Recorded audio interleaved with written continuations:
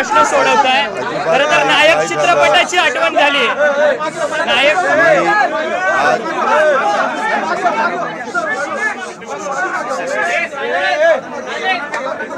मंगळवारचा मुख्यमंत्री महोदय कॅबिनेट घेतात, आमची प्री कॅबिनेट असते, कॅबिनेट असते।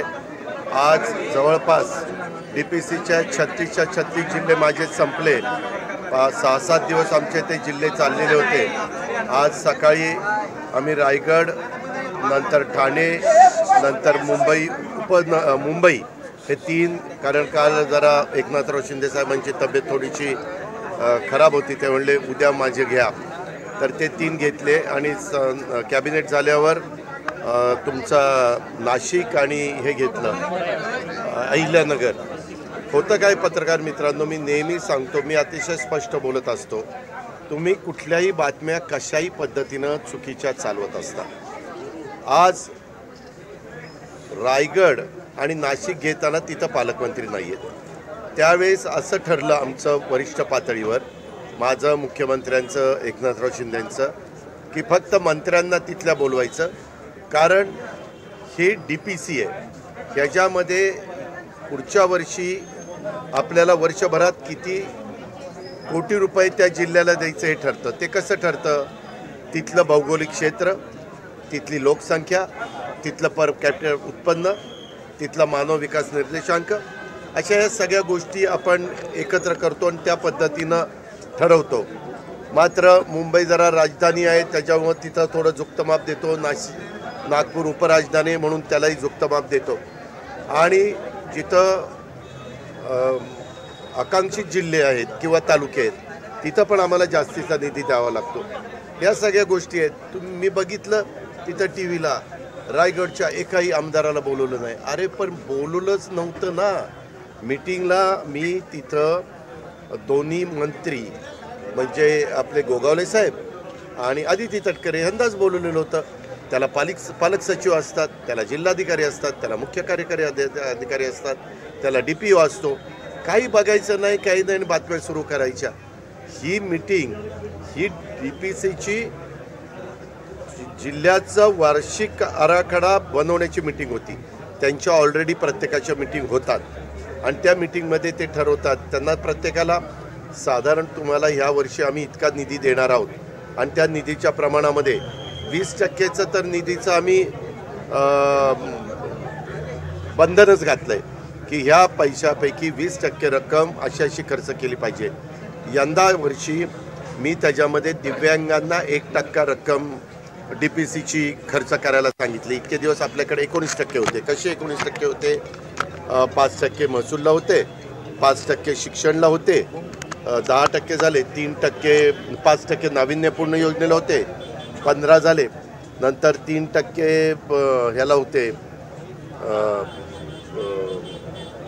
मला वाटतं शिक्षण गृहला होते, असे 18-19% होते। आणि आज 20%ची ऑर्डर काढली, 1%ची दिव्यांग, कारण तोही वर्ग मोठा आहे, त्यांनाही DPCच्या निमित्तानं काही महत्त्वाच्या गोष्टी करायच्या असतील तर त्या तिथं राबवता आल्या पाहिजेत। अशा प्रकारचा निर्णय आपण झाला आणि त्या सगळ्या मीटिंग केल्यानंतर सगळ्या मीटिंग संपवून आज माझा इथला दिवस असतो पार्टी कार्यालयात, पण आज गर्दीच इथं इतकी प्रचंड होती। मी बऱ्याच जणांच्या शिष्टमंडळांना सुरुवातीला आतमध्ये भेटलो, परंतु नंतरच्या काळात माझ्या लक्षात आलं, कारण माझी आज 7 वाजता सगळ्या राष्ट्रवादीच्या आमदारांची आणि मंत्र्यांची, सगळ्या म्हणजे ज्यांना उपस्थित राहता येऊ शकतं त्यांना, नाही तर पुन्हा ब्रेकिंग न्यूज सुरू व्हायची, हा आला नाही, तो आला नाही, तो अमकं झाला, तो तमकं झाला, तसं नाही। त्या निमित्तानं 7 दिवसाचं साधारण प्रत्येकाचं कामकाजाचा आढावा घेता येतो, संघटनेला काय करायचं त्याच्याबद्दलच्या सूचना करता येतात, आमदारांची काय अपेक्षा आहे ते ऐकून घेता येतं आणि एक गेट टुगेदरसारखा आम्ही एकत्र बसतो आणि अशा पद्धतीनं आमचा दर आठवड्याचा तो मंगळवारचा दिवस ठरलेला आहे। आता 7 वाजलेत, आता तिकडं चाललो आहे, परंतु आपल्याला न बोलता गेलं असतं तरी दादा आमच्याशी बोलले नाही, दादा रागवले, दादा निघून गेले, पुन्हा बातम्या सुरू व्हायच्या।